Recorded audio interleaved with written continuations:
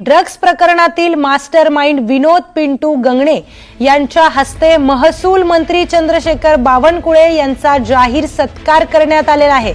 सत्काराला भाजप आमदार राणा जगजित सिंह पाटील देखील उपस्थित होते।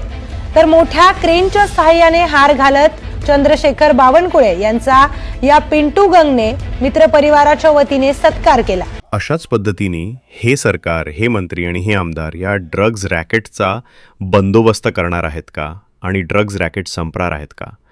अशा पद्धतीने आपल्या लेकरांना ड्रगचं विष आणून इथं विकणाऱ्या लोकांचं उदातीकरण करणाऱ्या सरकारला, पक्षाला, त्या सरकारच्या मंत्र्याला, त्या सरकारमधल्या सत्ताधारी पक्षाच्या आमदाराला ही जनता माफ करणार आहे का? आई तुळजाभवानीच्या चरणी एवढीच प्रार्थना, अशा लोकांना सद्बुद्धी दे।